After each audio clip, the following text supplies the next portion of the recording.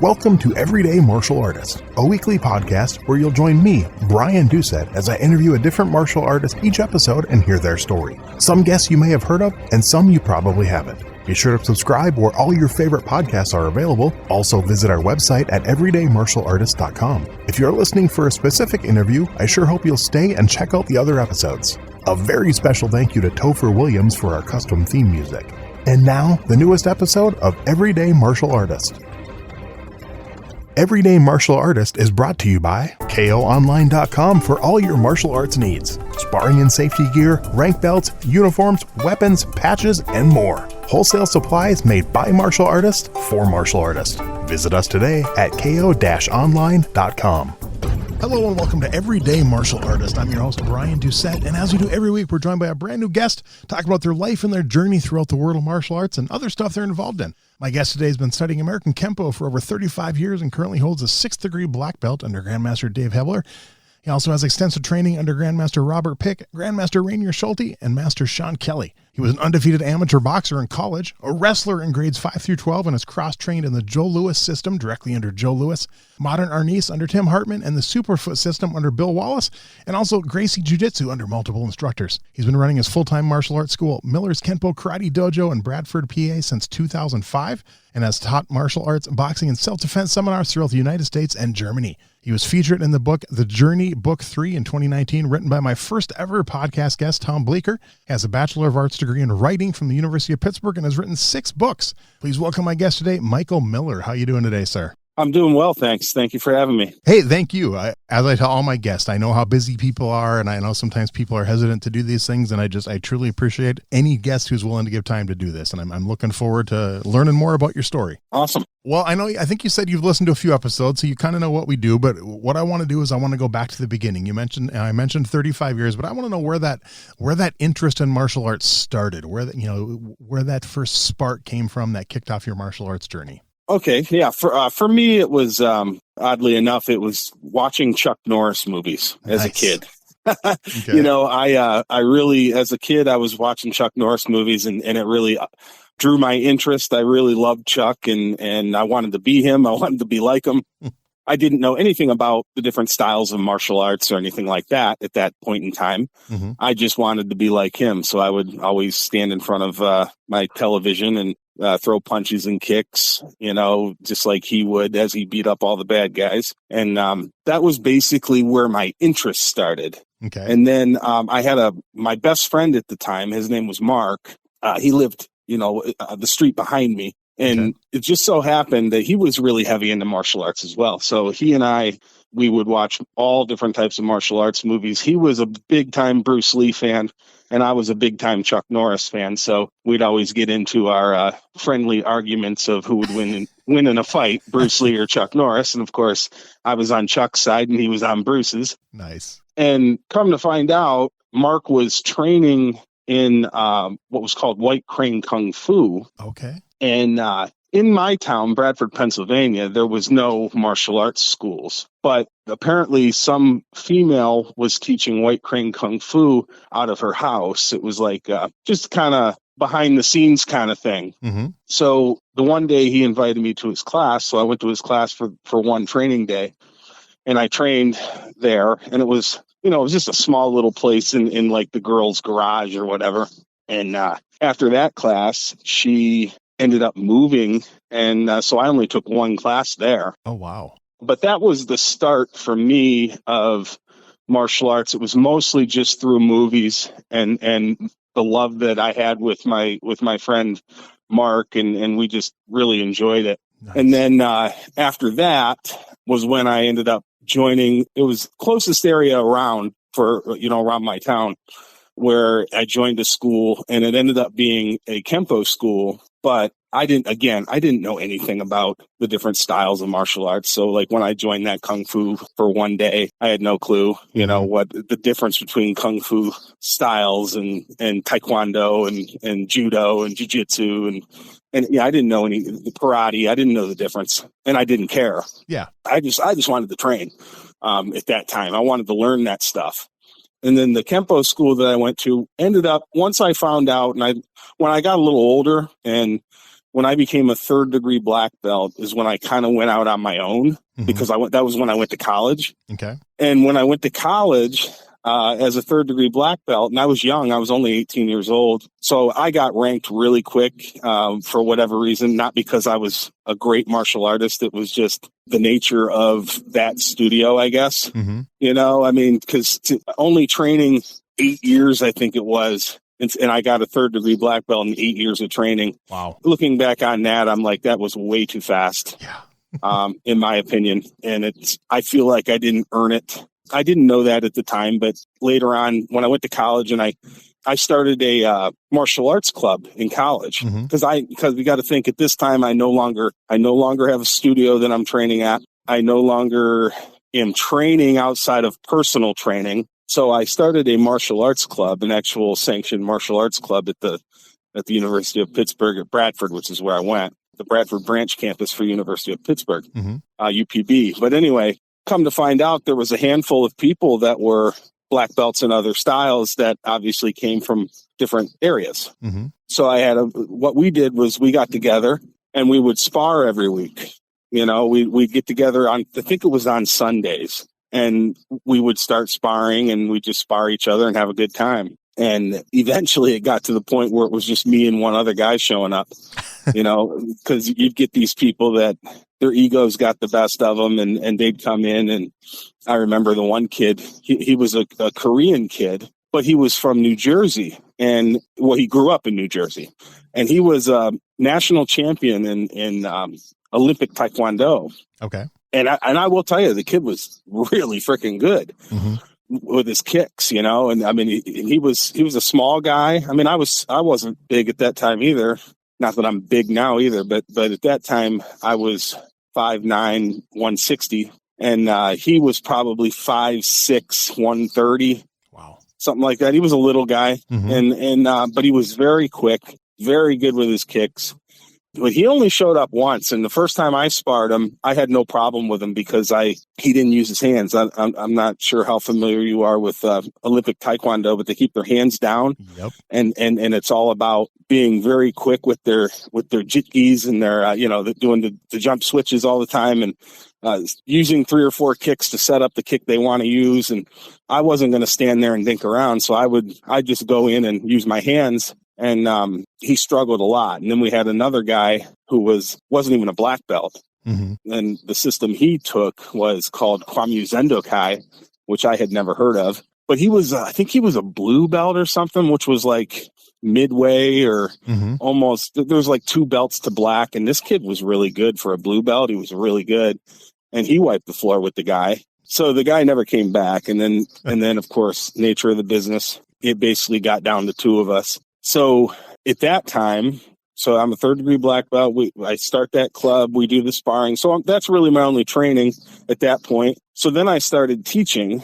That's when I started teaching, which would be 1998 is when I actually started teaching. Okay. I started teaching through the university, not under them, but just I would use their area, and I made up this flyer by hand. Looked like a 3rd grader did it, but, and I put, want to learn karate, and I drew some character throwing a sidekick, jumping sidekick. And like I said, I think a blind 3rd grader with no arms would have done better. But after I did all that, I ended up getting like 5 or 6 students out of it. And we were that was the start for me. And that, of course, I'm taking you back, that was the starting point up until, and to tell you the truth, all that up until where I just ended, basically, I really didn't know anything, to be honest with you. It was from that point forward is where I really got where I needed to be. Okay. I want to back up a little. A couple questions. I have one kind of a fun question, but I'm curious with you and Mark with your Bruce Lee, Chuck Norris. Did you guys ever act out the Coliseum fight? I got to know. Yeah, I mean, we did. Nice. Cause that was obviously the big major fight scene of the time. And, of course, Bruce had to win that fight because of course it was, it was Bruce's movie and Chuck was the co-star. But yeah, we had some fun with that. That's awesome. And yeah, we did. We had a lot of fun with that. Okay. And then that first Kenpo school, first of all, that Kenpo school, from the one Kung Fu class, how far in between until you found that first Kenpo school? Let me think. That would have been probably, I would say, a year and a half or so. Oh wow, it was later. That long? Okay. Yeah, it was a long time later. Okay. I mean, it was quite some time later. Okay. Yeah. Okay. And then that first Kenpo school, did you do any tournaments when you were at that school? No, I did not. No, in fact, really? To be honest with you, I've never competed in a martial art tournament a day in my life. Really? Okay. Yep, nope. I was a wrestler going through school. Yep. I was an amateur boxer in college, so I competed as a boxer. I competed as a wrestler, but I never, not a single time in my life did I attend and compete in a martial arts tournament, because my main thing has always been self-defense. Yep. That's like my main focal point. Yeah. And when my training and my teaching, even to this day, my focal point is straight up self-defense. That's actually cool. Now, but keep in mind, I do teach MMA fighters as a striking coach. I've taught boxers. I do teach boxing just because I love boxing. I did have what's called a sport jiu-jitsu fight team. Sport jiu-jitsu is basically a rule set. It's not a style, because a lot of people hear jiu-jitsu and they think, oh, it's some kind of a style, like Brazilian jiu-jitsu and stuff. Yeah. It's not. It's a rule set. So they just call it sport jiu-jitsu. And what it is it's a glorified, watered down mixed martial arts. Basically, it's controlled. It's continuous fighting, and you can hit them in the head, but you have to avoid the T-zone, which means avoid the eyes, the nose, the mouth. Yeah.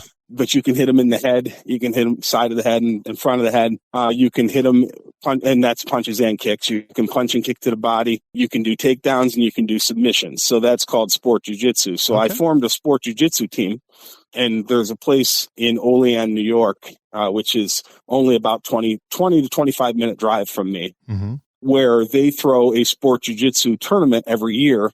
And then there's one, they're all over the place, but when I formed my team, it was just to compete once a year at the one in Olean, because it's cost effective. You don't have to, you don't have to stay in a hotel. You don't have to spend a lot of money on gas, because they're already paying for their martial arts lessons. They're already paying to compete. I mean, it would just get a little bit too overwhelming financially to go anywhere else. So I did actually have a fight team that fought competitively in tournaments. Yeah. But myself, personally, I've never competed in a martial art tournament. And that's actually cool. I've only done one in my life. I've told the story many times. And the only reason I did the one is because the instructor I had at the time forced me to do it. I've never had interest in I tell everyone he was my John Kreese. He was not a nice person. All he cared about was competition. Didn't care if his students got hurt. It was, so I've done one tournament in my life. It was January 1993. That was it. So, oh wow! Yep. Yeah, I hear you. And never enjoyed it. Never wanted to do it. And yeah, that's one of the main reasons I left that school. So yeah, I get that. I've never had like you. I've trained other people for competition and everything like that. I've just never had an interest in doing it myself. So I definitely get that. Yeah, same here. And I've always just been more of a street person. Not that, now keep in mind, I'm not saying that tournament fighting doesn't help you with street. Right. In my opinion, it does in some ways. But what I'm saying is my focal point has always been self-defense. Pretty much every job I've ever had in my life has put me in situations where I need to know what I'm doing. Yeah. Just in case. But of course, a lot of it is the mindset, having the awareness, the environmental awareness and everything, and knowing verbal de-escalation skills and things like that. Learning the psychology of situations, that kind of stuff is way more important than the physical stuff, even though you do need to know what you're doing physically. Yeah. But what I'm saying is, for my jobs, it's the mental self-defense that you learn through good quality self-defense training that would assist me with my careers versus if I was a tournament fighter. Right. You know, all I'm focused on is winning that trophy or whatever. Yeah. No, that makes perfect sense. I get it. So while in college, what drew you to boxing? Well, first off, I loved watching at that time. I should say at that time I was following my favorite boxer is Mike Tyson. Nice. You know, I always followed him. And of course that was a lot of good boxers in that era. Yeah. And, when I went to college, there was this local boxing group, and one of my friends from high school was one of the boxers in that group. And I was like, I would love to do that. So I got a hold of the head trainer, and he took me on. And at the time, it was just me and my friend that I used to wrestle with. Okay. In school. He had already had 2 fights, I think he had? Mm-hmm. 2 or 3 fights, matches, in the ring. And then it was, for me, I was training for my first fight. So it was just the 2 of us, but then they brought in people to spar with us, and they brought in, it was pretty hardcore training, to be honest with you. Yeah. So I started training in that club, and then it was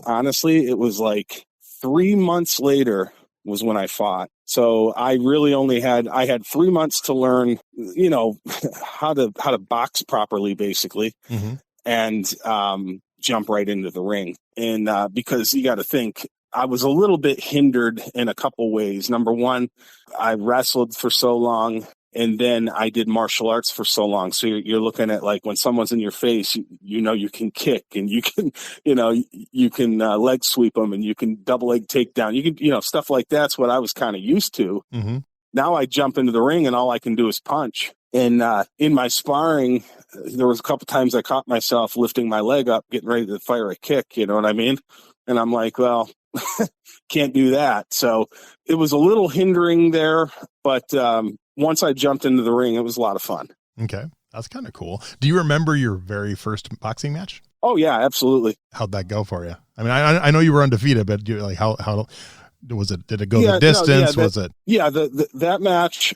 I remember it was February of 1999. Okay. And it was in Elio's Cafe in Ridgeway, PA, which was about 50 minutes away or so. And I remember walking in there, and the place, it looked kind of small, but obviously the ring was in there, but we walk in and it looked kind of small. But then once the place was filled with people, you're like, wow, this is crazy. And it was a packed house. And I remember we go back there, we go through all the stuff that you got to go through, get your hands wrapped and all that stuff.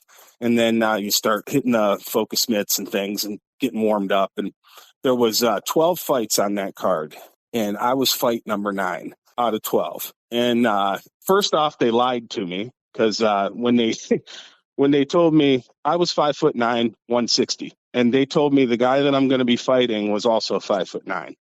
So my, the last month of my training camp was fighting someone my exact height, mm-hmm. just to kind of get aware of that and what that's going to be like, kind of thing. Right. And we were told he was orthodox fighter, so right-handed, just like I am. So as soon as I walk into the ring, the guy's like 6'1". Oh, jeez. I mean, or something like that, at least 6 foot. Yeah. And I look up and I go, oh boy, I haven't trained. I didn't train for a guy that's going to have a better reach than me. And that's the first thing that popped in my head. Thankfully, he was orthodox, so that was fine. But when I went in there, I'm like, okay, I'm fight number 9 out of 12. All the way up, the first 8 fights, there wasn't a knockdown at all. I mean, there was all like, okay, just, everybody just exchanging punches, and mm-hmm. that was it for the first 8 fights. Yeah, wow. And then when I went in there and I saw this guy, the bell rings, and this guy just comes right after me, throwing haymakers, basically. Mm-hmm. And, I'm covering up. I covered up, and I ducked down a little bit. I used my legs, went up on my legs, and threw a cross, and I hit him dead square in the chin. First time I hit him, it was a knockdown. Wow. Like he went flying, fell on the ground, and the crowd just exploded, because the first 8 fights, there was no knockdowns. And then the first time I hit the guy, there's a knockdown. That's awesome. So all of a sudden, everybody loved me, Mm-hmm. And then so he gets up. I thought, man, maybe he's done. Maybe I'm going to be here. I'm amateur fighter and get a knockout in like 5 seconds, Well, then he gets up. He comes at me again. I hit him a few more times, and he falls again. Wow. So I had two knockdowns in the first round right away. Mm-hmm. If I knock him down one more time, then I get a TKO. So I'm thinking, man, this is going to be great. So I went after him. Mm-hmm. But of course, they're only 2-minute rounds. So I went after him. And then all of a sudden, I gave him a standing 8 count. So I got him up against the ropes. I hit him a bunch of times. Then the ref comes over, splits us up, standing 8 count. He comes back. I start wailing on him again. And then the bell rings. So I'm like, okay, I definitely won that round pretty easily. So then we go out to the second round, and I'm a little bit wore out because I went a little overboard thinking I was going to get a TKO. Mm-hmm. So then I go out the second round, and I ended up knocking him down 2 more times that round. So I had 4 knockdowns already in the second round, or, 2 in the first, 2 in the second. Yeah. Well, then bell rings. We go to the third round, and I'm freaking gassed. Like, I am so gassed. I'm like, I've never hit anybody in the face that much in my life. And I'm like, I've never punched somebody that many times in my life. I've never thrown that many punches in my life. I can barely get out of this stool. My legs were like on fire. So in my mind, I'm thinking, I just got to get through this round. So the last 2 rounds, I was offensive the whole time. This time I'm going to be defensive because I just got to get out of the round. And so I went out there and danced around a little bit, threw some punches, danced around, threw some punches. He starts coming at me because he knows he's got to do something because he lost the first 2 rounds. Mm-hmm. The only way he's going to win is if he knocks me out. So he's coming around, and he's trying to step it up, but it just didn't work. The end of the round comes, and I won by a unanimous decision. Nice. But I'll tell you, that was rough that third round. Wow. That's cool. So how many fights did you have when you boxed? Actually, to be honest with you, it was just that one. Oh, really? Yeah. Well, here's what happened. I was supposed to have several more, and I wanted to have several more. So I was 1-0. I did a good job. And then I got invited to fight in West Virginia. That fight, right there, my trainer turned the guy down. He said, no, we're not fighting in West Virginia. Really? And I don't know. I didn't question it. Mm-hmm. I just listened to my trainer. I never asked him why he turned it down. I don't know. Well, then another fight card came around, and they put me on the card at the same place. And then what happened was they ended up canceling the card. So I'm training, and then for whatever reason, they canceled the card. So then they try to have a fight in my town at the high school. And I was going to be the headliner, even though I'm 1-0, which is no big deal. But everybody knew that I wiped the floor with that guy. So everybody wanted to see what I'd do to somebody else. Yeah. So then I was going to be the headliner, and there was going to be some other good fights on there. And we went through all this stuff, and then come to find out that fell through because there was just so much involved outside of me. I had nothing to do with me. It was all the insurance stuff you got to deal with, and all the all the crap, because it was at a high school, and there's so many things you got to go through. So that fell through. So then I was like, here I am training extremely hard, and I mean hardcore.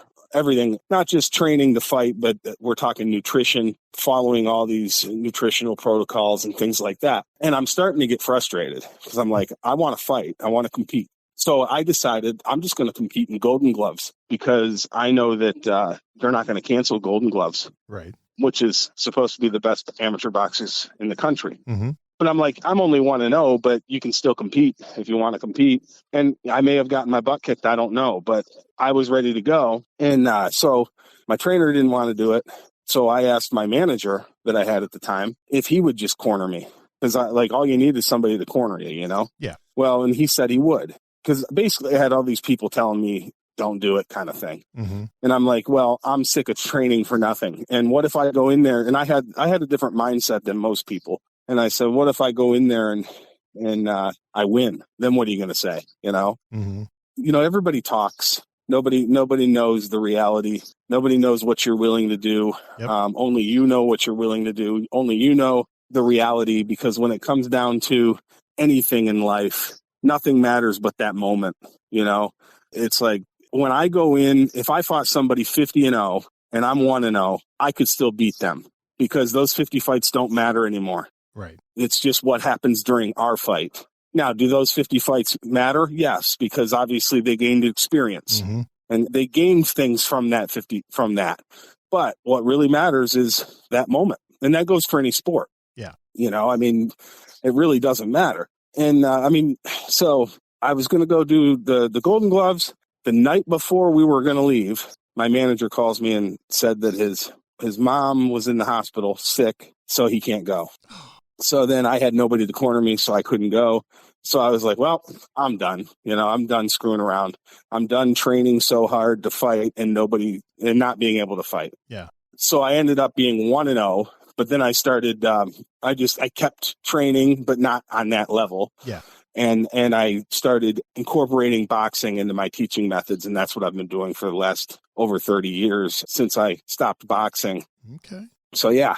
Nice. So what drew you to the teaching side of things? What made you want to be a teacher? Honestly, at first, it was just so that I could stay active with martial arts. Mm-hmm. Because when I mentioned once I went to college, I wasn't training anywhere. I did not have a teacher anymore. I did not have fellow classmates or anything like that I was actually training. So I'm like, I'm either going to stop, or my only alternative is to start teaching what I know so that I don't lose it. Right. And so that I can hone these skills. And that's when I found out, when I learned through experience, that teaching is really your best teacher.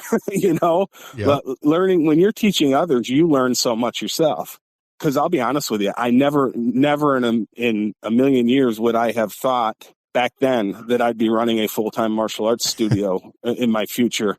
That was not even in my radar. Yeah. And I didn't realize that I would end up being, having a passion for teaching. Mm-hmm. Because I had no clue that I would be able to teach people, And at first, and of course, it's been a learning curve. Yeah. When I first started, my teaching skills were nothing like they are now, but you learn, you get through it.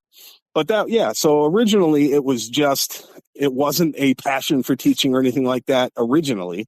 Originally, it was just so I could stay active. Okay. So then what was the next step after college? You taught in college. Did you decide you were going to open a school at that time, or what led to that? Yes. Well, what happened was, in college, I started teaching at the university. And to make a long story short on this end, the university found out I was teaching people, and then there was a lot of liabilities that came in, and they basically told me, stop doing that. Okay. And I told them, okay, no problem. And so I started teaching out of my mom's garage. Nice. And I lived at home at that time. I was because the university I went to is in my town, University of Pittsburgh at Bradford, mm-hmm. Bradford, PA, UPB. So I was commuting, so living at home, and at that time, because I did live out on campus 1 year. I was an RA 1 year. You had room and board paid for if you were an RA. Yep. So I did do that for a year. But anyway, so I started teaching the current students I had at the time. I started teaching them in my mom's garage. And then, as luck would have it, there was a huge flood, like a horrible flood one of those years mm-hmm. back in the day. I can't remember what year it was. And I had wrestling mats down in my mom's garage because she didn't park in there. It was a small garage that I just rolled out wrestling mats, and that's what we used. Okay. Well, the flood ruined the wrestling mats. The flood ruined some of the foundation. So I ended up finding a place in town. It was like a patio place for a hairport, or a hair salon. Mm-hmm.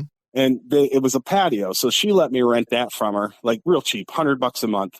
I rented that from the patio from her, and I would teach during the summer in that patio. It was enclosed, so you really couldn't see in it. Yeah. So I would just train these guys on cement in this patio. And then it got to where I found another place for during the wintertime, which was a second floor of a business in my town. And so, but he could only be in there. I could only go there when the owner was there.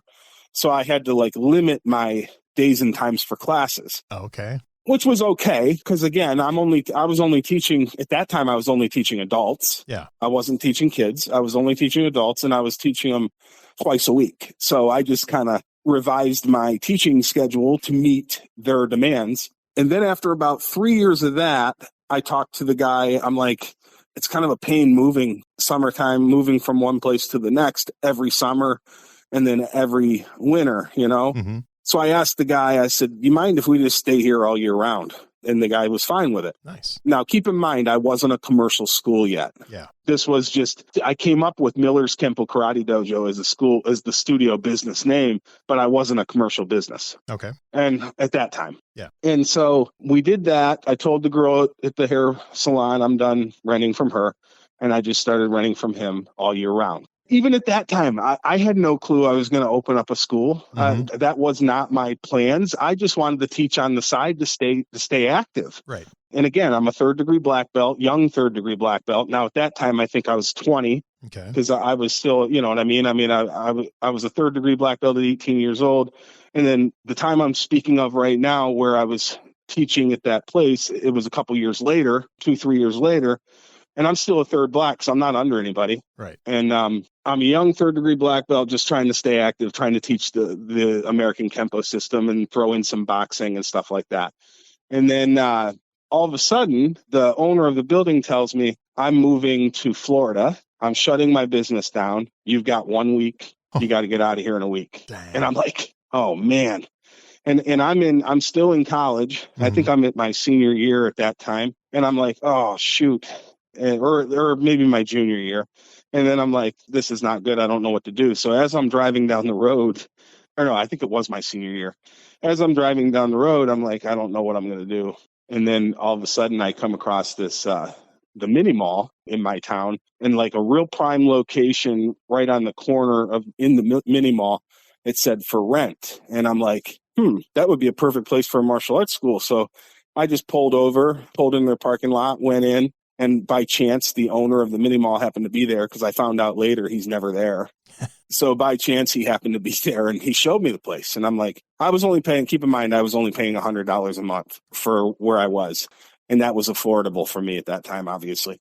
After I looked at the place, I'm like, yeah, this would be perfect. How much are you asking? And he said $750 a month. I said, well, thank you for showing me the place. I'm like, I'm out of here. And in my mind, I'm like, there's no way in hell that I can do this. And actually, now that I think about it, I had already graduated college. Okay. At this point, it was right after I graduated college, maybe a year after, or no, I'm sorry. It was more like, I keep getting my numbers screwed around here. No problem. So I graduated college in April of 2002. I was still teaching at that other place at that time. And because I had gotten a job when I graduated college, my first job I got was I was a mental health counselor. Okay. And I did that for only 9 months. And of course, I was teaching on the side at that place. And then I got a job working for what's called Children and Youth Services. I was a caseworker for child abuse and neglect. Okay. And I was doing that job I did it for 3 years, but at my 2-year mark is where I'm at right now in my story. So that would be 2004. Okay. Okay. So when I was telling you I was still in college, I'm actually 2 years out of college at that time. Okay. So that's where we're at. I'm 2 years out of college. I'm a caseworker for Children and Youth Services, and I get told that I have to move out. So that's when I see this place, and it was $750 a month, and I'm going, oh my gosh, I can't afford that because I could afford $100 a month, but I couldn't afford much more than that at that point. Mm-hmm. So I left, and then I got to thinking, hey, maybe I left, and I'm driving around, and I'm trying to think, and I'm like, maybe I can take out a small business loan or something small just to get me started. So I go to a bank right away. Comes to find out, I was approved to take, I think it was a $4,000 loan. Okay. So before I sign the paperwork, I give the guy a call and I ask him, the guy from the renting space, and I say, is that still available?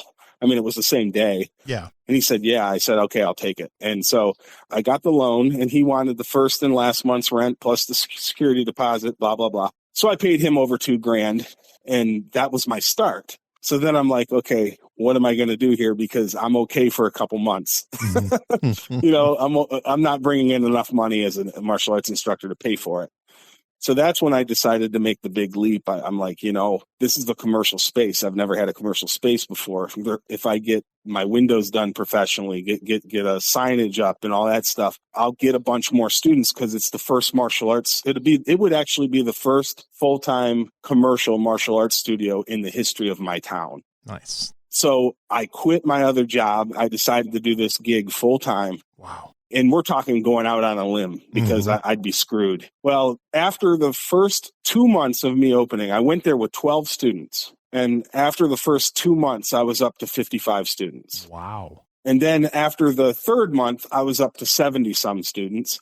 And then after the fourth month, I was up to 90 students. Dang. So it was one of those things where not knowing I made the right decision. And that's where we were at that point. So up to that point, I had opened my commercial martial arts studio, and it was 2005, full time. And I was still third degree black belt, still didn't have a teacher, but that's where I was. And that's where we're at in the story at this point. Wow. 2 questions. How long did you stay at that location? And then how did you find your instructor, your next instructor? Okay. So the answer to the first question is simple. I'm still there. Oh, nice. Same location. Wow. Same location. That's cool. I've been at the same location since I opened commercially. I've never been in another commercial location. So that was 20 years ago. That's cool. Because we just had our 20. It was April 2005. I moved in there.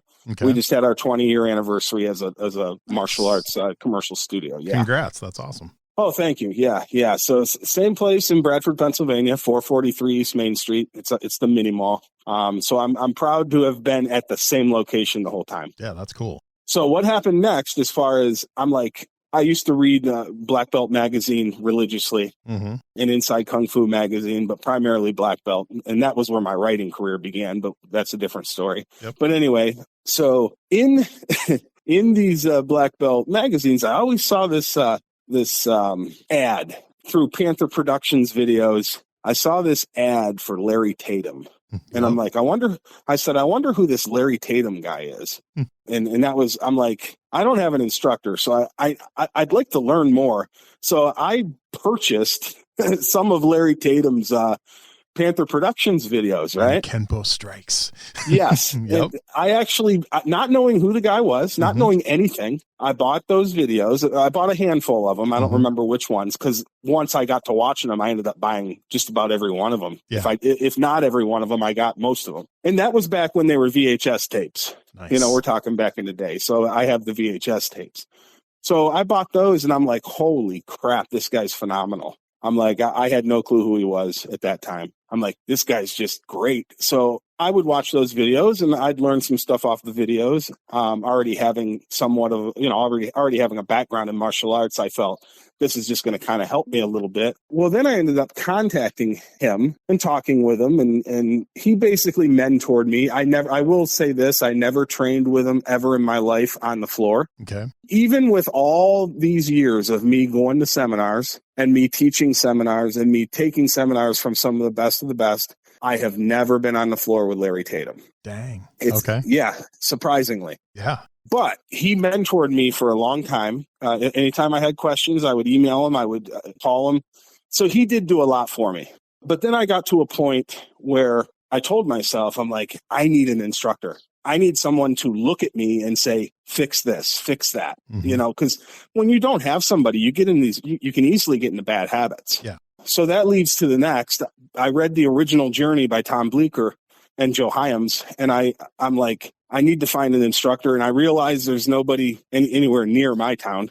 And in fact, even if there were, they wouldn't be in the position that I'm in, in the Kenpo system. Right. It would probably just be more like a teacher of the same caliber as me. And I'm like, well, I want someone who's way above me so that they can make me better, And so I'm like, I'm just going to reach out to these people who are in the journey, because in my view, from my perspective at that time, the best Kenpo guys were the ones that were chosen for the journey. Yep. So, I contact the people that I thought I would like to have as an instructor, and through the journey, all those people. And it was all by email, by the way. I just emailed everybody that I didn't email everybody in the book. I just emailed the ones that I thought were a good fit for me as an instructor. Right. And as soon as I emailed them all, to make a long story short here, not a single one of them ever got back to me other than Sean Kelley. Really? And Sean Kelley, he got back to me the same day I emailed him. So nobody, I never heard from any of the other guys at all for whatever reason. And Larry Tatum was not one of them. that I emailed because he had already mentored me. Right. And I would have loved to have been a direct student under Larry at that time, but I just couldn't afford it. Yeah. So I was trying to say, okay, well, what else is out there? So anyway, Sean Kelley actually called me and we talked, and he basically interviewed me over the phone. You know, he wanted to know my background. He wanted to know where I came from. He wanted to know what I'm looking for and all this stuff. And we had a really good conversation. So he said, at the end of the conversation, he said, I'd be willing to take you on as a personal student if you would like. And he said, you can think about it, whatever you want, just let me know. And I said, okay. So I waited a few days, I think it was, or if I can remember correctly, it might not even been that long. Maybe I waited a day. And then I got to thinking, well, no, you know what? Nobody else has even gotten a hold of me. I had a really good conversation with him. I think I'm going to take his offer. So I called him back up and told him I would accept being a personal student under him. This was in 2006. Okay. So I became a part of the Chinese Karate Federation, and I became a direct student under Sean Kelley, and I trained with him immediately. It was that year, 2006. There was a place, I'm trying to remember where this place was. I think it was North Wales, PA, if I remember correctly. It was a place in Pennsylvania. Mm-hmm. He had a guy that was throwing a seminar there, and I went there, drove there, and trained with him for the first time that actual year, 2006. Nice. And we hit it off real well. So I started training with him, and I actually trained a lot. I mean, I went to, I would go to three to four seminars a year that Sean Kelley was teaching at. And then I actually brought Mr. Kelley into my school. Originally, it started twice a year. Okay. So I had Mr. Kelley come in twice a year to teach my students and then anybody else who wanted to drive up and train under him. And then I ended up having him as the years went by, and we got to have a much better relationship and closer relationship and all this stuff. As the years went by, I ended up bringing him in 4 times a year, nice. Which was a lot. Yeah. And then, of course, I traveled all over. And I can say, if I were to name one person who has done the most for me or my career as a martial artist, it would definitely be Sean Kelley. Cool. Because he opened so many doors for me. Mm-hmm. I mean, I'm no longer under him. Yeah. But and nothing negative. We just went different paths or mm-hmm. whatever. But I'm no longer under him. But I will tell you that he's the one that opened so many doors for me. I taught my very first paid seminar because of him. He's the one that, hooked that up. Originally, I got my 4th degree black belt under him. I got my 5th under him. He definitely did a lot and opened a lot of doors for me. And I was with him for years. I was with him for, 12 years maybe? Okay. I think it was. Yeah. The bulk of my real Kenpo career, I say, because I learned the most once I got with him. Yeah, that's cool. And then, so after that, I know you mentioned you got your 6th degree under Dave. Yeah, Dave Hebler. Yeah. Dave, and Dave, Dave's an old guard. Yep. I actually met Dave through Sean Kelley. Okay. It was the very first Kenpo camp big Florida Kenpo camp I attended was 2007. It was the big camp that Mr. Kelley threw every year. He had the cream of the crop. Like everybody went to the Florida Kenpo camps that Sean Kelley produced. That's cool. And I went in 2007, and that's when I met Dave Hebler. That's when I met Ed Parker Jr. That's when I met Joe Lewis. I ended up becoming a direct student under Joe Lewis. Mm-hmm. And then I met Bill Wallace there. I met, who else was at that 2007? I think Mike Pick, I believe, was there at that time.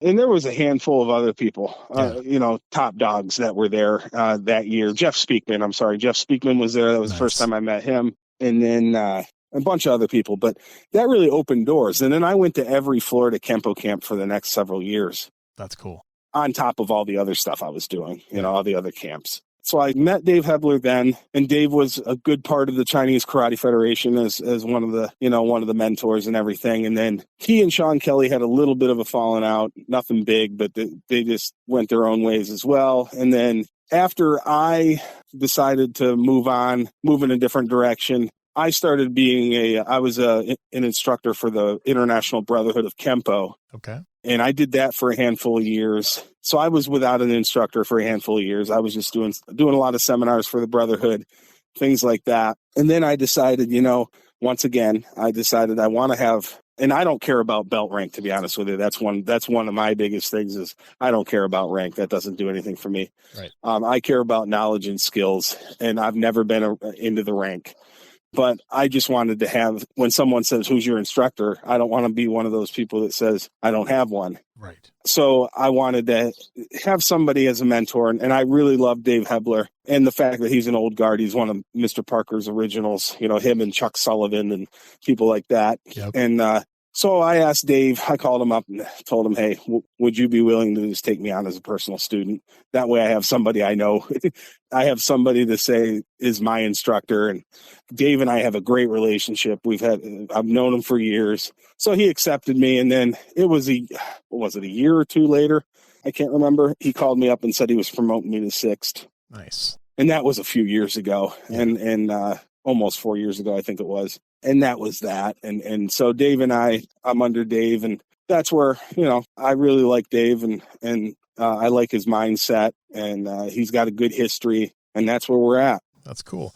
Talk a little bit about your books. I was just looking through your list on your writing website and stuff, and talk about kind of what made you decide to start writing books about martial arts. Okay. I went to college for writing. Yep. Writing was my major. And while in college, I actually got my first 2 publications, my first 2 magazine feature articles published while I was still in college. Okay. And I remember, it was funny because I remember in college being my writing professors telling me, be prepared for rejection.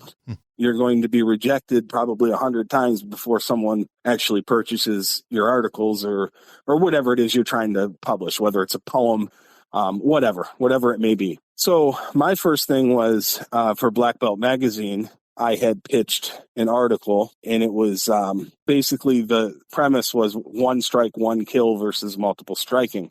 I came up with this idea, what's better, the old traditional training methods of the 1 strike, 1 kill, or the multiple striking methodology where you don't rely on 1 strike, So I kind of pitched that idea because back then, it was different back then because you actually had to email your idea. If they liked the idea, they asked you for the full article that they would look at on speculation is what they called it. Okay. So step 1 was they need to like your idea. If you got past step 1, you actually send them the completed article, the full written article. So you had to write the article no matter what, whether they were going to buy it or not. So you write the article and then you send it to them and they look at it on spec. And if they look at it on spec and they like it, they will email you back or they will, back then, I'm sorry, they didn't email you back. They actually sent you a letter. Snail mail letter, right through the mail. Nice. Back then. Okay. So my very first thing was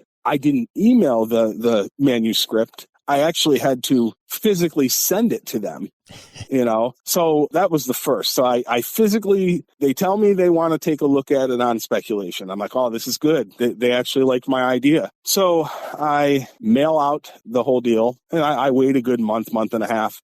And then I finally get a letter in the mail from Black Belt Magazine. And I'm like, oh, I was afraid to open it. So I open it up and I'm looking at the letter because I framed it because it was the very first letter I ever got regarding my writing.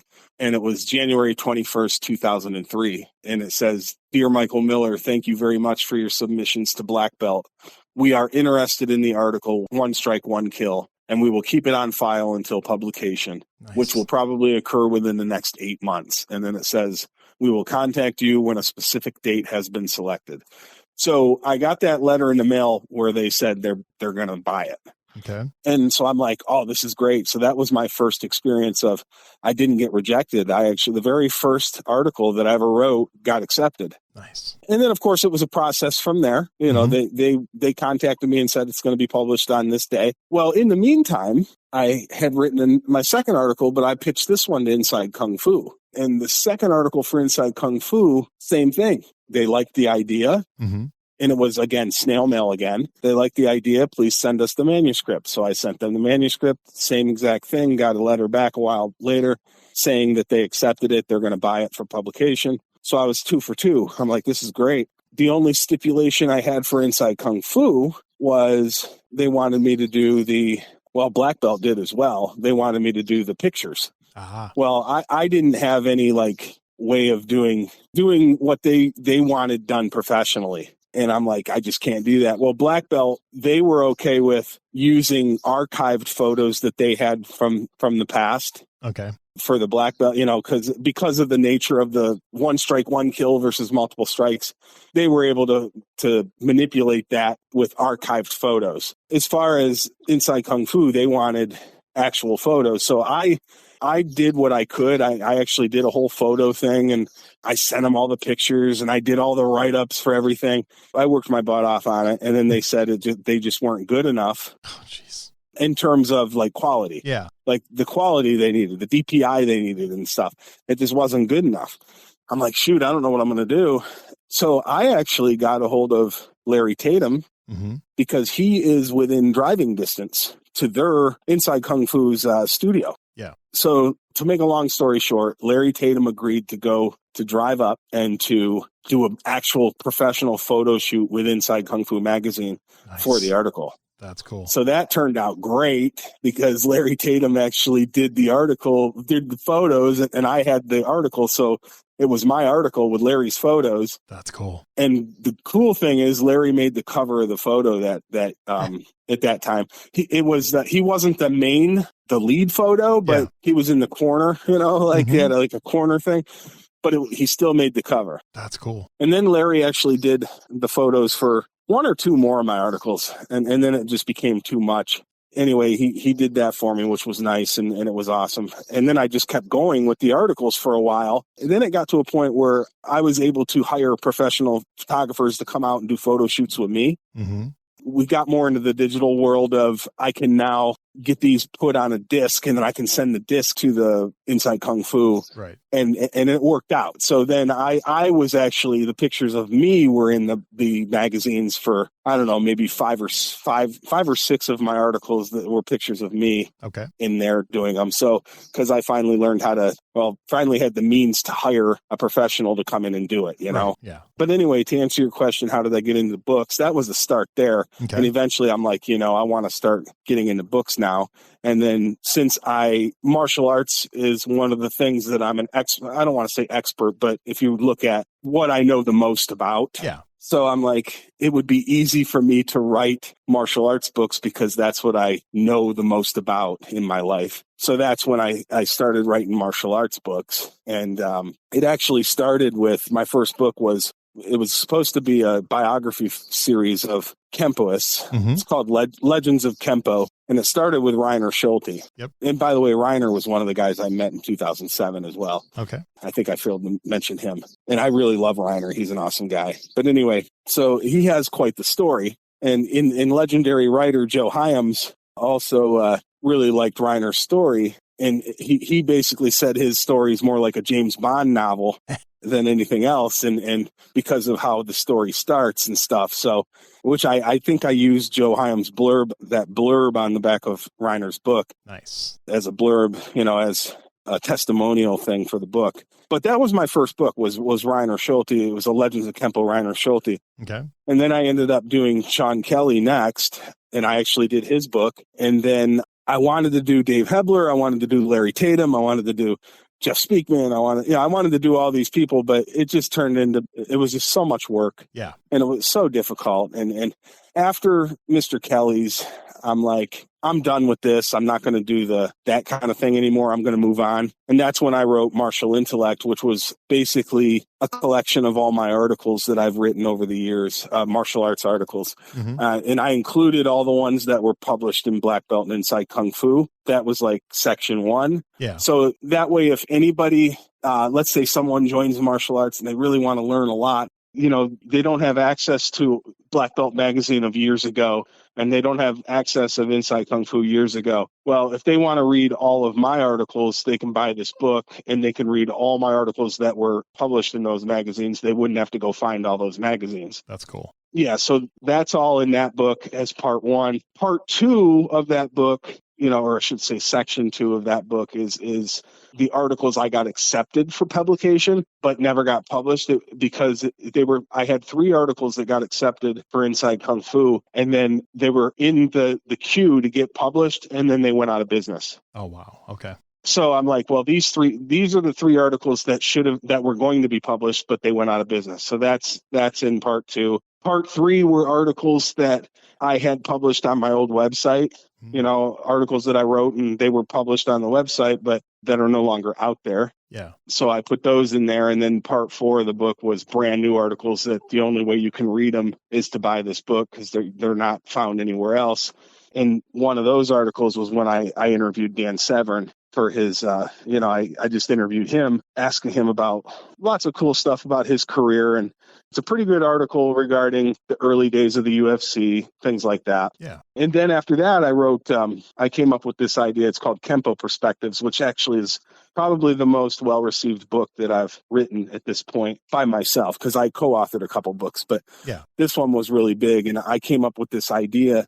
I've always had this idea of you put 100 black belts in the room and you ask them the same questions, you're going to get 100 different answers. You might have some very similar, but some are going to be different because everybody has different perspectives. Everybody has a different mindset. Everybody's had different experiences.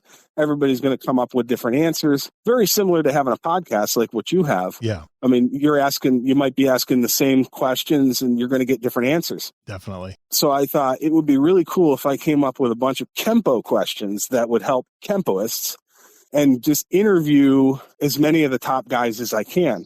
But I'm like, well, in order to do that, you got to have everybody on board. Yeah. So I sent this mass email to all these top Kenpo guys.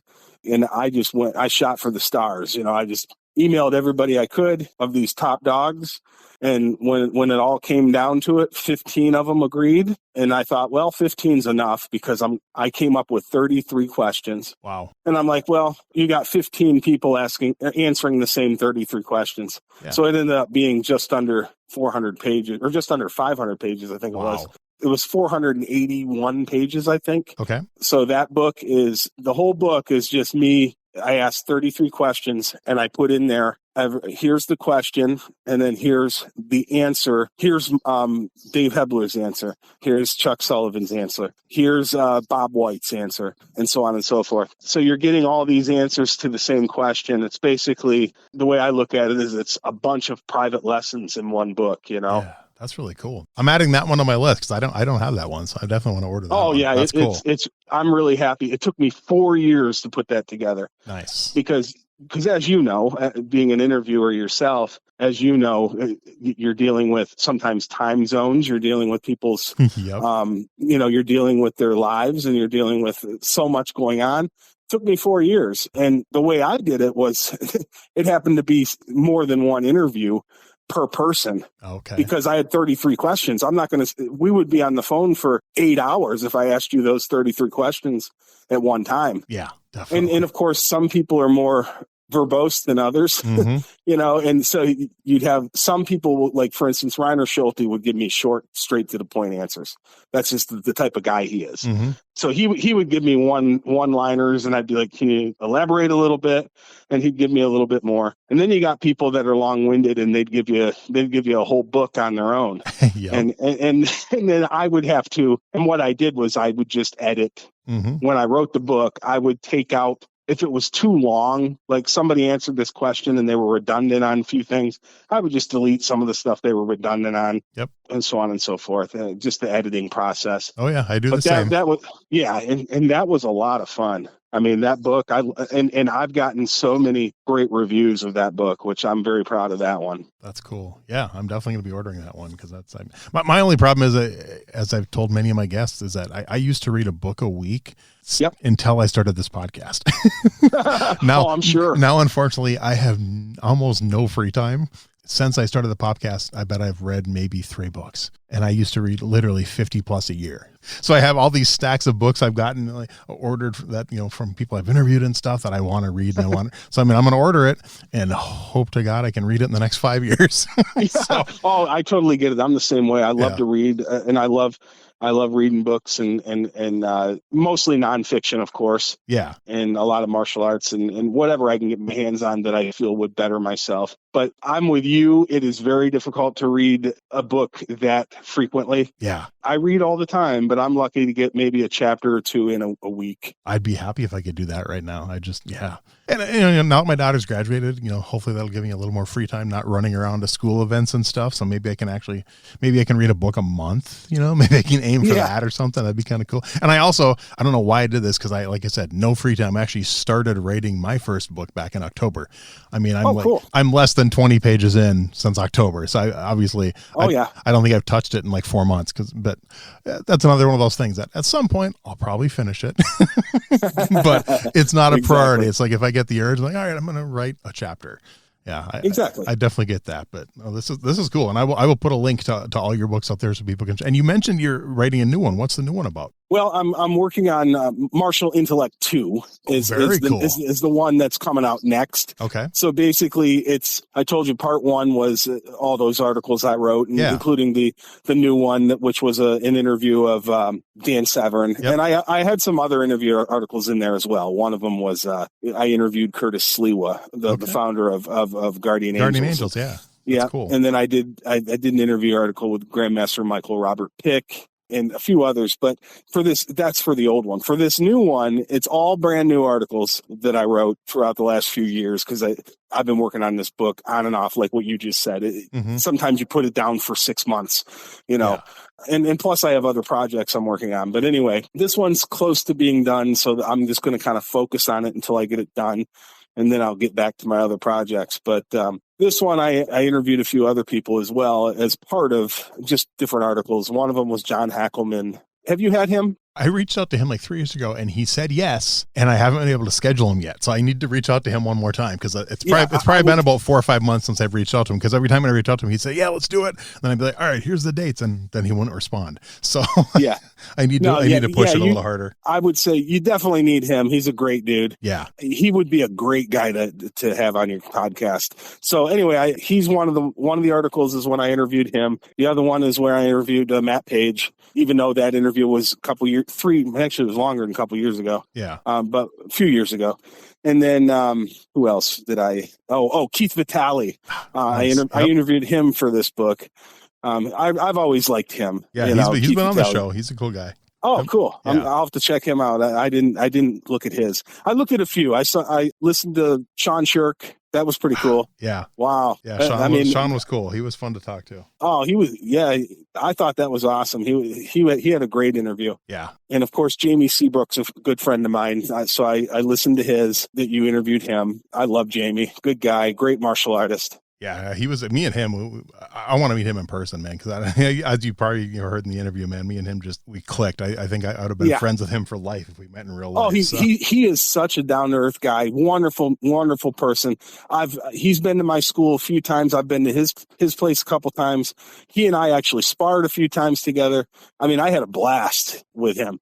And I've sparred a couple of his students, and he and a couple of his students sparred some of my students. We had a blast. Nice. Good stuff. And he's a wonderful guy. That's cool. And, but yeah. Well, I'm excited for the second book too. Like I said, I'll probably be ordering a few years for sure. Over your 35-year career, is there one philosophy that stands out that you've learned or developed? Basically, for me, there's a lot of things, but one thing that I always preach, especially to my students and to myself, is the whole constant, never-ending improvement. Yeah. The way I look at things, and always take an inventory of yourself. Do not become complacent. And here's the other one. They all tie together. Seek progress, not perfection. Because the reality is, if you try to be perfect, you'll never reach it. Yeah. But if you seek progress, you can reach it. It's obtainable every day. So always look at constant and never-ending improvement. Always seek progress, not perfection. But don't limit yourself. Because a lot of the times when you tell people, well, nobody's perfect, they make excuses for their failures and their lack of discipline. They make that excuse, well, nobody's perfect. Well, there's no such thing as perfection. So they kind of make excuses. Don't do that.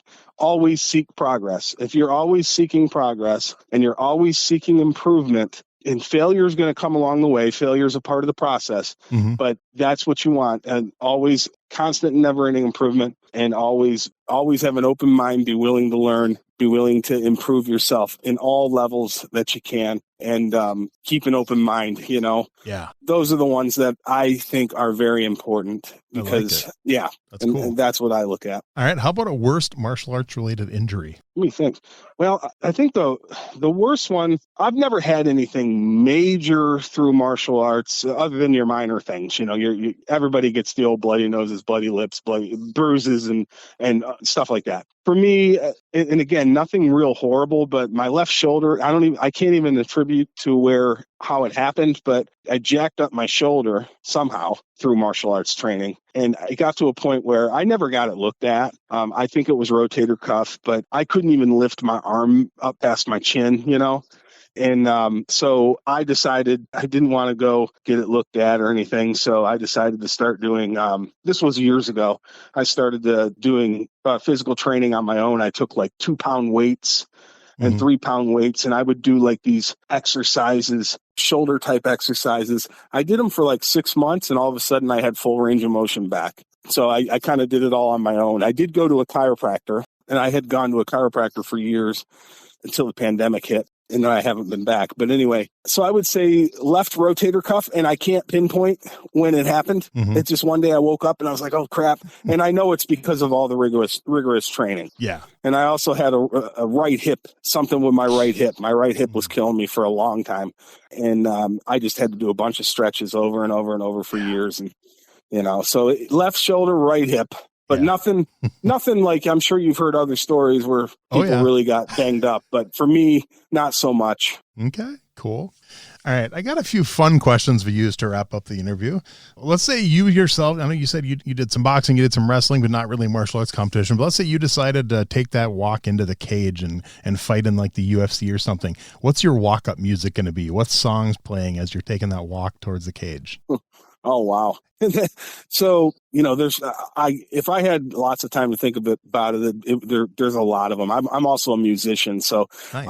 I something we didn't talk about, but so I love music and I love different genres and I love like Bullet for My Valentine. I love Avenged Sevenfold, but I love all these different people, all these different genres.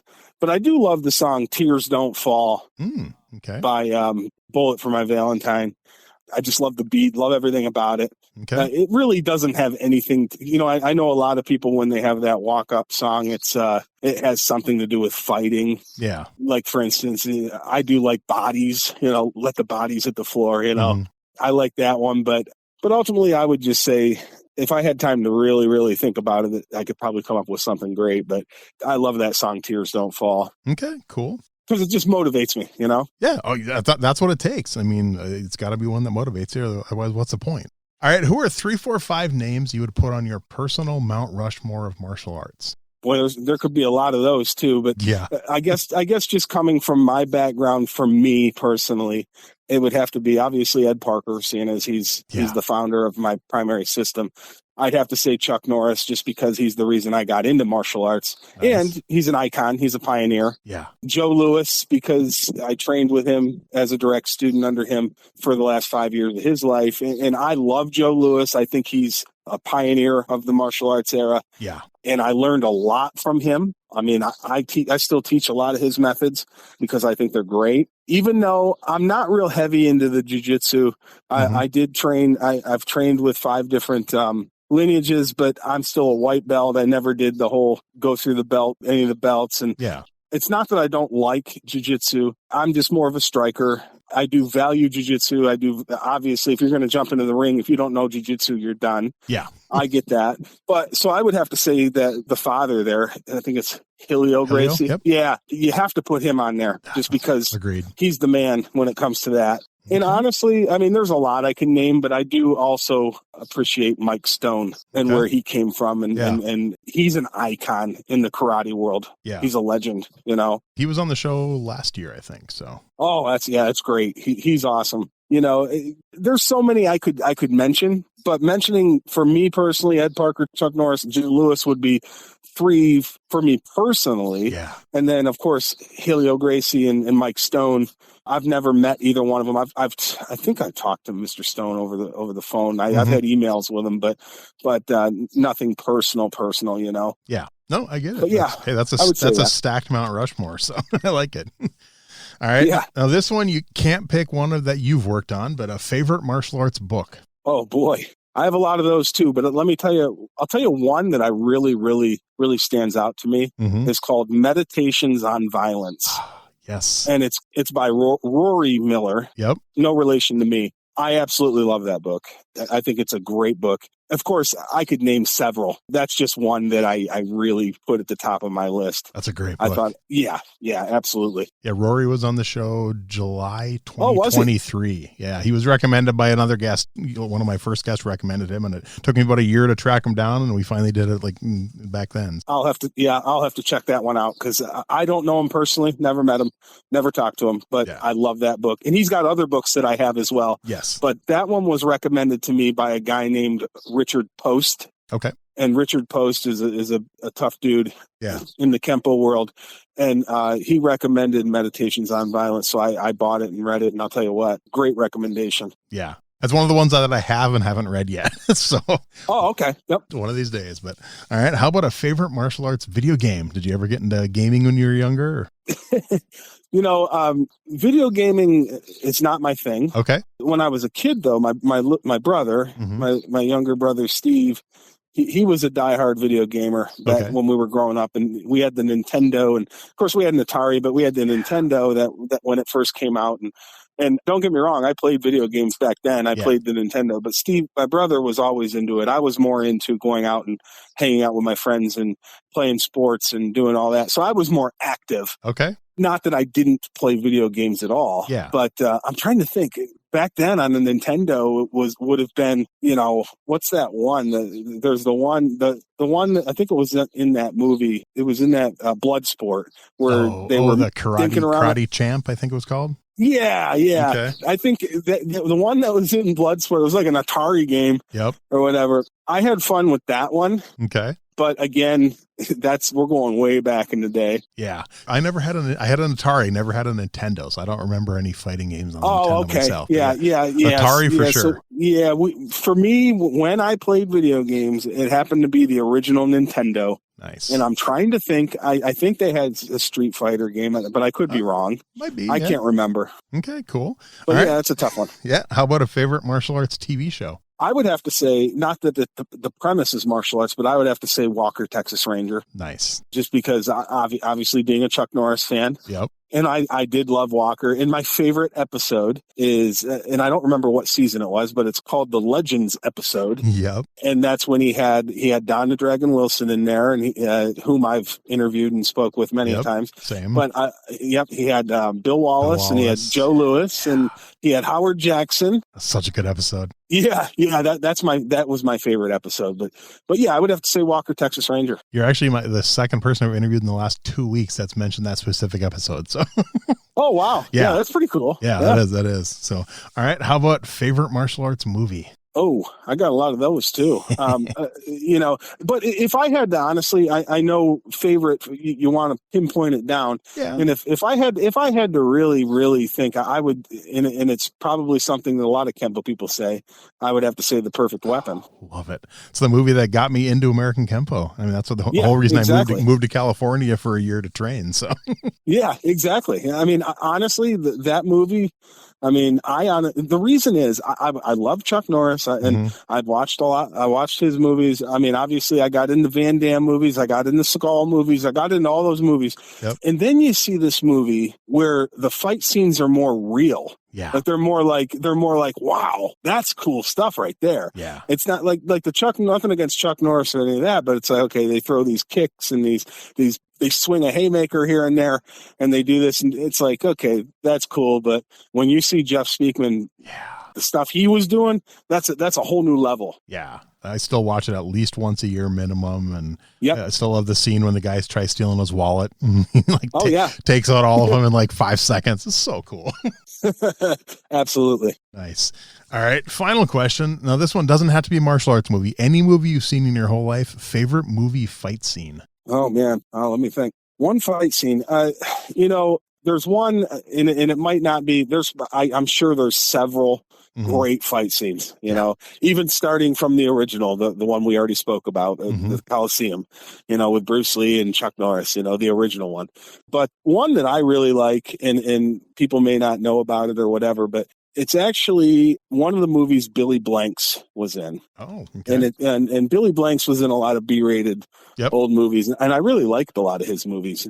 Well, anyway, it's called Showdown, and it's a really good movie, you know, where he was a janitor and he used to be a cop, and then he's a janitor.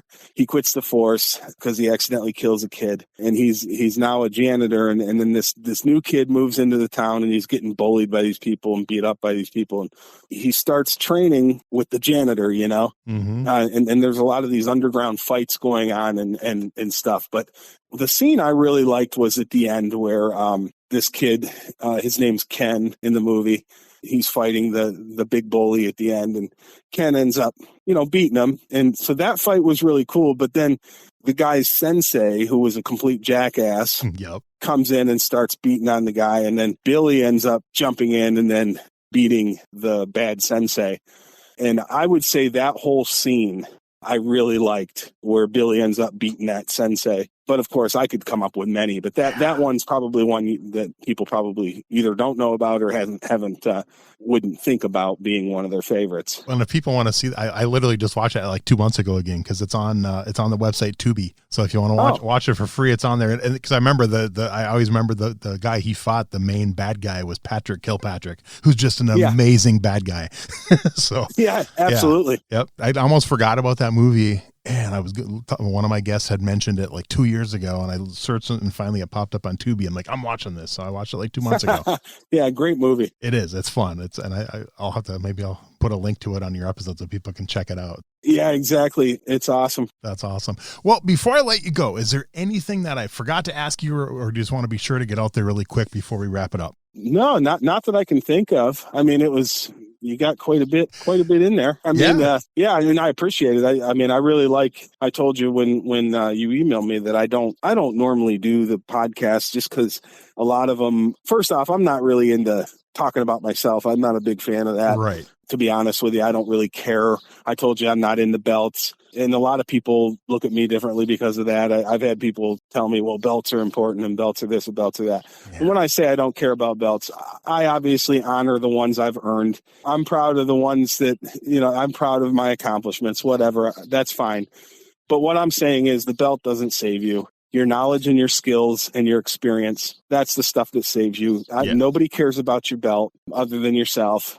But anyway, what I was saying is I've been on a few podcasts, and it's not that I've turned them all down. But lately, I always research them first, just because. And if I think the interviewer, like, okay, this guy's he's not very good, and it's unprofessional, and it's all the same crap, then I turn them down. But when I looked yours up, I'm like, wow, this is great. And the fact that, the people you interview, a lot of them are good, like great martial artists and great people, and it's just way more professional than what I found. So that's why I was, number one, honored that you wanted to interview me for it. Number one. Number two, I was like, yeah, I definitely want to do this one if we can make it happen. Seriously, I truly appreciate that. And that was one of my goals when I first started this. I wanted, because of my radio background, I wanted it to be professional, because I've heard some, and not just martial arts ones, but any type of podcast. There's unfortunately some bad ones out there, because literally anyone, you don't even need a mic. Anyone with a cell phone can start a podcast.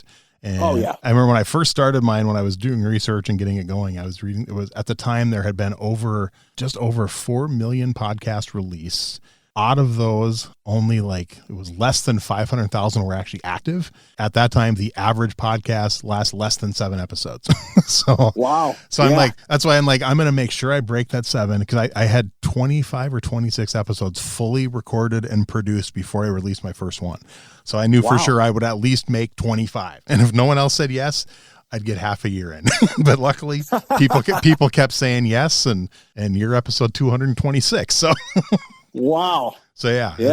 I tell people, as long as they keep saying yes, I will keep doing it. And that's the main thing. So I love doing it. I love hearing the stories. And originally I did it for myself because I wanted to hear these stories from these people I admired and people I knew and stuff. But then it's like, I remember the first time I had a guest passed away after I interviewed them, and someone's like, you might be the last person that got to tell their story.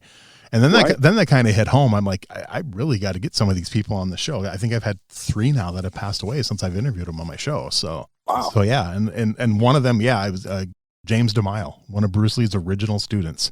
Oh yeah. Back in Seattle. I was his last interview before he passed away. And holy cow. And that, I don't take that for granted. I'm like, that's, I promote that episode to anyone. Like anyone who's a Bruce Lee fan, listen to this episode, please. Because he told a great, and I got to interview Fumio Demura. I got to interview Richard Norton. Oh yeah. I mean, Richard Norton. Oh man. Just passed away a few months ago. So. Yeah. And that's, you brought those 2 guys up. Those are 2 guys, one article that I wrote for Black Belt, probably my favorite article, but Fumio Demura. Oh, yeah.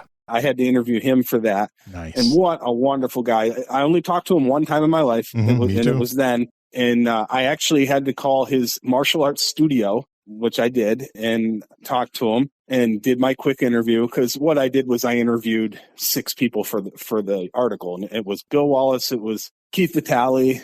It was Fumio Demura. It was Benny the Jet.